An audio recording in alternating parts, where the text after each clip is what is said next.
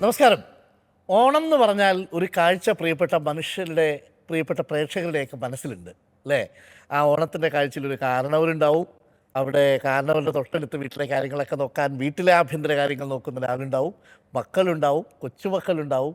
ആ കാഴ്ച വളരെ ഐശ്വര്യമുള്ളൊരു കാഴ്ചയാണ്. ഈ ഫ്രെയിം കാണുമ്പോൾ പ്രിയപ്പെട്ട പ്രേക്ഷകർക്ക് അത് ബോധ്യമായിട്ടുണ്ടാവും. ഓണക്കാലമാണ്, ഞങ്ങളുടെ വിശിഷ്ട അതിഥികളാണ്, നമ്മളുടെ വീട്ടിലേക്ക് എത്തിയവരാണ്. കാരണവരുണ്ട്, അതും കേരളത്തിൻ്റെ കാരണവരായിട്ടിരിക്കുന്ന കാരണവരുണ്ട്. ദാ ഇവിടെ കിക്കിയുണ്ട്, കൊച്ചുമോനുണ്ട്, പാട്ടുകാരിയുണ്ട്. ഒപ്പം തന്നെ പ്രിയപ്പെട്ട പ്രേക്ഷകർക്കറിയാം, ഇത് ശ്രീ രമേശ് ചെന്നിത്തലയുടെ, നമ്മുടെ ആഭ്യന്തര വകുപ്പ് മന്ത്രിയുടെ സകുടുംബമുള്ള ഓണ വിശേഷങ്ങൾ പങ്കുവയ്ക്കുന്ന പ്രത്യേക പരിപാടിയാണ്. ചങ്ങമ്പുഴ ഒരു കവിത എഴുതിയിട്ടുണ്ട്. ഇക്കൊല്ലം ഓണത്തിനുണ്ടെൻ്റെ വീട്ടിൽ ഒരു ഇത്തിരി പോന്ന വിരുന്നുകാരൻ, മാമക താവക സ്വപ്നങ്ങളെ ചായം പിടിപ്പിക്കും ചിത്രകാരൻ എന്നാണ്. ഒരു അതിഥിയുണ്ട്, ആ വിശേഷങ്ങൾ കൂടി പറയാം. ആ അതിഥിയുടെ വിശേഷത്തിലേക്ക് ഞങ്ങൾ നുഴഞ്ഞു കയറിയതാണ്. ശ്രീ രമേശ് ചെന്നിത്തലയ്ക്ക് രണ്ടാമത്തെ കൊച്ചുമകൻ ഉണ്ടായിട്ട് ഇപ്പോൾ കുറച്ച് ദിവസമായി. അതാണ് കിക്കി. ഇത് രോഹൻ. കിക്കി, ഇത് കിക്കിയാണ്. ഇനി കിക്കി അല്ല, ഇത് രോഹൻ. അപ്പൊ കിക്കിയാണ് ഇനി വരാൻ പോകുന്നത്, വന്നത്. ഈ ഫ്രെയിം പ്രിയപ്പെട്ട പ്രേക്ഷകർ അധികം ടെലിവിഷനിൽ കണ്ടു കാണൂല. ശരിയാണ് അല്ലേ? ഓണത്തിന് ഇങ്ങനെ ഒരുമിച്ച് കിട്ടാറില്ല. കിട്ടാൻ പാടാണ്, കാരണം ഇവരൊക്കെ ഓരോ സ്ഥലത്ത് ജോലി ചെയ്യുന്നവരല്ലേ. അപ്പൊ ഒരുമിച്ച് കിട്ടാൻ വലിയ പാടല്ലേ.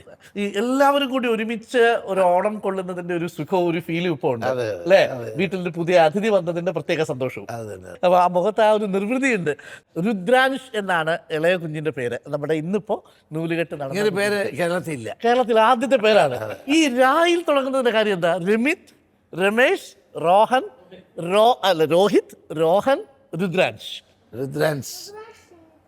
രുദ്രാൻഷ് ചെന്നിത്തല തന്നെയുണ്ട്. രുദ്രാൻഷ് ചെന്നിത്തല എന്നാണ്. അപ്പോൾ ഈ പേരിന്റെ അർത്ഥം എന്താ? രുദ്രാൻഷ് എന്ന് പറഞ്ഞാൽ ശിവൻ, ശിവന്റെ അംശം, മകൻ. ശരിക്കും ശിവഭക്തനാണോ? ഞാൻ ശിവഭക്തനാണ്. ആണോ? പക്ഷെ ഗുരുവായൂർ അമ്പലത്തിലാണല്ലോ.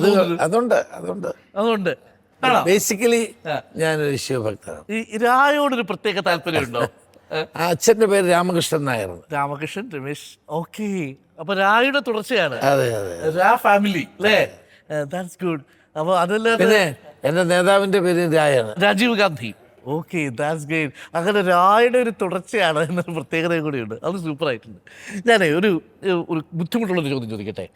ഈ വാമനെയും മഹാബലിയും രണ്ടുപേരും വോട്ടിടണമെന്ന് പറഞ്ഞാൽ ആർക്ക് വോട്ടിടും?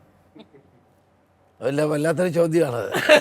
എനിക്കിപ്പോഴുള്ളൊരു ചോദ്യമാണ്. എനിക്കത് കൃത്യമായ ഉത്തരം കിട്ടിയിട്ടില്ല. പലരും പല രീതിയിൽ പറയും. ശരിയല്ലേ? ഞാൻ തീർച്ചയായിട്ടും മഹാബലിക്ക് വോട്ട് ചെയ്യത്തുള്ളൂ. കാരണം മഹാബലി അത്രയും നന്നായി ഭരിച്ചുകൊണ്ടിരുന്ന ഒരു രാജ്യമായിരുന്നല്ലോ. ഒരു നീതികേടുണ്ട്, അദ്ദേഹത്തോട് നീതികേട് കാണിച്ചു എന്നൊരു വിശ്വാസം എനിക്കുണ്ട്. എന്നാൽ പോലും വാമനന്റെ ഇഷ്ടമല്ലാതില്ല, ഇഷ്ടക്കുറവൊന്നുമില്ല. Okay, that's good. എൻ്റെ ഏറ്റവും അടുത്ത സുഹൃത്താണ് നമ്മുടെ ഇന്ത്യ എക്സ്പ്രസ്സിൽ നേരത്തെ ഉണ്ടായിരുന്നു. അത് കഴിഞ്ഞ് ആനന്ദ് നീലകണ്ഠൻ, ബോംബെയിലാണ് താമസം, തൃപ്പൂണിത്തറക്കാരനാണ്. അദ്ദേഹമാണ് ഏറ്റവും കൂടുതൽ അടിച്ചമർത്തപ്പെട്ടവരെയും പിന്നോക്കക്കാർക്കും വേണ്ടിയിട്ട് നോവലുകൾ എഴുതുന്ന ആളാണ്. നമ്മുടെ പുരാണങ്ങളിലെ കഥാപാത്രങ്ങളെ എടുത്തുകൊണ്ട് അദ്ദേഹം കർണനെ പറ്റി അതിമനോഹരമായിട്ട് എഴുതാറുണ്ട്. കർണനോട് ചെയ്ത നീതികേട്, ദുര്യോധനൻ്റെ നല്ല വശങ്ങൾ.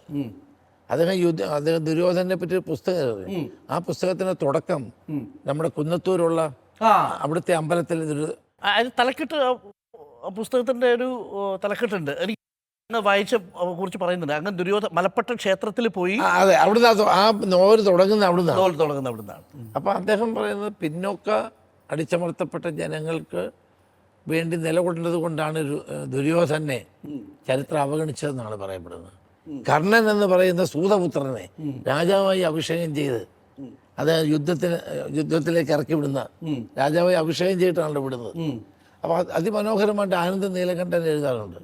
അതിനകത്ത് അവസാനത്തെ അസുര രാജാവായ മഹാബലിയെ ചവിട്ടി താഴ്ത്തുകയാണ്. അത് അനീതിയാണ് അദ്ദേഹം വ്യക്തമായി സൂചിപ്പിക്കുന്നത്. അതിനകത്ത് ശ്രീ രമേശിൻ്റെ ഇതിലേക്ക് ഒരു സംശയമില്ല, വോട്ട് മഹാബലിക്ക് തന്നെയാണ്. അതിനകത്ത് ഒരു സംശയമില്ല എന്നുള്ളതാണ്. That's great sir. ഞാൻ ഇനി ഒന്ന് രണ്ട് കുഞ്ഞ് ആഭ്യന്തര കാര്യങ്ങളിലേക്ക് കൂടി വന്നാൽ, ആഭ്യന്തര വകുപ്പ് ശ്രീ രമേശ് ചെന്നിത്തല വൃത്തിയായിട്ട് ഭരിക്കുന്നുണ്ട്. തൂഫാൻ സൂപ്പർ ഹിറ്റാണ്. എനിക്ക് തോന്നുന്നു അടുത്ത കാലത്ത് ഏതെങ്കിലും ഒരു സർക്കാർ, ഇന്ത്യൻ ഗവൺമെൻറ് നടപ്പിലാക്കിയതിൽ ഇത്രയും അധികം മീഡിയ അറ്റൻഷനും ജനശ്രദ്ധയും പിന്തുണയും കിട്ടിയൊരു പ്രോഗ്രാമില്ല. And I specially congratulate you sir. കാരണം അത് കേരളത്തിലെ ജനങ്ങളൊപ്പമുണ്ട്. കാര്യം അതിൻ്റെ ദൂഷ്യവശങ്ങൾ അറിയുമ്പോൾ. വീട്ടിലെ ആഭ്യന്തരം ആര് ഭരിക്കുന്നത്? അങ്ങാണോ ഭരിക്കുന്നത്? അല്ല, ഞങ്ങൾ എല്ലാരും കൂടെ കൂടിയാ. എല്ലാവരും കൂടി ഒരുമിച്ചാണ്. ഈ ഓണത്തിന് ഒരുമിച്ച് കിട്ടാറില്ല എന്നുള്ളത് വാസ്തവമാണ് അല്ലേ?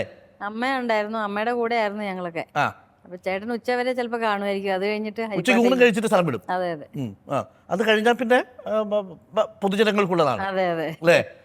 ഈ തിരക്ക് എത്ര വർഷമായിട്ട് ഇപ്പൊ തുടരുന്നു? ഞാൻ കാണുമ്പോ മുതൽ അത് തന്നെയാ. ആണ്. അതിനിടയ്ക്ക് എപ്പോഴെങ്കിലും ഒരു പരിഭവം പറഞ്ഞോ? ആദ്യമൊക്കെ പറയാറുണ്ട്. ആദ്യമൊക്കെ പറഞ്ഞു. ഈ സിംലയിലെ കഥ പണ്ട് പറഞ്ഞതായിട്ട് ഞാൻ കേട്ടിട്ടുണ്ട്. സിംലയിൽ ഹണിമൂണിന് പോയ സമയത്ത് കരുണാകരൻ ലീഡറിന്റെ കോള് വരുന്നതും അതെ അതെ. 40 വർഷം മുമ്പുള്ള കഥയാ അന്ന് ഞാൻ അല്ലേ? പറഞ്ഞു മന്ത്രി ആവണ്ടെന്നൊക്കെ പറഞ്ഞു. അല്ലേ? ആ സമയത്ത് മന്ത്രി ആവണ്ടെന്ന് പറഞ്ഞോ? അതെ അതെ. ആണോ? അതെന്തായിരുന്നു ആ സംഭവം? ഇൻട്രസ്റ്റിംഗ്. കേട്ടിട്ടുണ്ടോ ആ കഥ? ആവണ്ടെന്ന് പറഞ്ഞ കാര്യം അറിയത്തില്ല.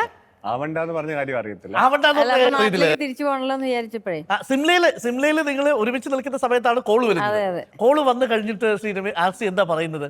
അല്ല, എനിക്ക് എന്നെ മന്ത്രിയാക്കാൻ വേണ്ടിട്ടാണ് തിരിച്ചു പോകാന്നൊക്കെ പറഞ്ഞു. അപ്പൊ അപ്പൊ 2 ദിവസം കഴിഞ്ഞേ ഉള്ളൂ അവിടെ വന്നിട്ട്. ഞങ്ങൾ സിംലയിലെ കാഴ്ചയൊക്കെ കണ്ടിരിക്കുന്ന സമയം. രണ്ടാഴ്ചത്തേക്കായിട്ട് വന്നതായിരുന്നു. ആ, അപ്പൊ ഞാൻ പറഞ്ഞു ഇപ്പൊ മന്ത്രി ആവണ്ട, നമുക്ക് പോകണ്ട.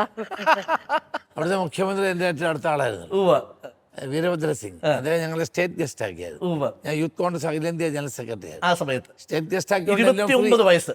എല്ലാം ഫ്രീ ആയിരുന്നു അന്ന്. 29 വയസ്സ് 28 വയസ്സ് 28 വയസ്സ് യൂത്ത് കോൺഗ്രസിന്റെ. അതെ. അല്ലേ? അഖിലേന്ത്യാ സെക്രട്ടറി ആയിരുന്നു. 2 ആഴ്ചക്ക് വേണ്ടിയിട്ട് ഹണിമൂൺ പോയതാണ്. സ്റ്റേറ്റ് ഗസ്റ്റ് ആക്കി. സ്റ്റേറ്റ് ഗസ്റ്റ് ആക്കി. അപ്പൊ എല്ലാ കാഴ്ചകളും കാണാം, ഫ്രീ ആയിട്ട് പോവാം. 2 ദിവസം കഴിയുമ്പോ തിരിച്ചു വന്നു. അപ്പൊ പറഞ്ഞു മന്ത്രി ആവണ്ടെന്ന് പറഞ്ഞു.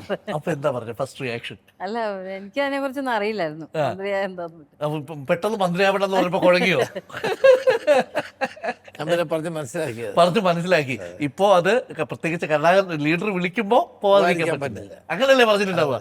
കറക്റ്റ്. അങ്ങനെ എവിടെ എത്തുന്നു. അപ്പൊ ആ സമയത്തൊക്കെ ഇതിനോട് ഒരു അകൽച്ചയായിരുന്നു അല്ലേ? ആ അതെ, എനിക്ക് അറിയില്ലായിരുന്നു അതിനെ കുറിച്ചൊന്നും. ആണ്. ഇപ്പൊ 40 വർഷത്തിന് ശേഷം വീണ്ടും മന്ത്രിയാവുന്നു. അതെ.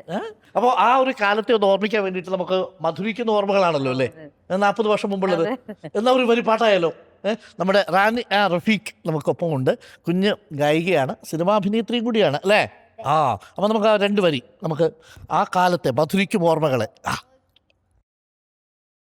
മധുരിക്കും ഓർമ്മകളെ മലർമഞ്ചൽ കൊണ്ടുവരൂ, കൊണ്ടുപോകൂ ഞങ്ങളെയാ മാഞ്ചുവട്ടിൽ മാഞ്ചുവട്ടിൽ. മധുരിക്കും ഓർമ്മകളെ മലർമഞ്ചൽ കൊണ്ടുവരൂ, കൊണ്ടുപോകൂ ഞങ്ങളെയാ മാഞ്ചുവട്ടിൽ മാഞ്ചുവട്ടിൽ. ഓ, അങ്ങനെ ആ പഴയ മാഞ്ചു വീട്ടിലേക്കൊക്കെ ഒന്നുകൂടി പോയോ അനിത മാം?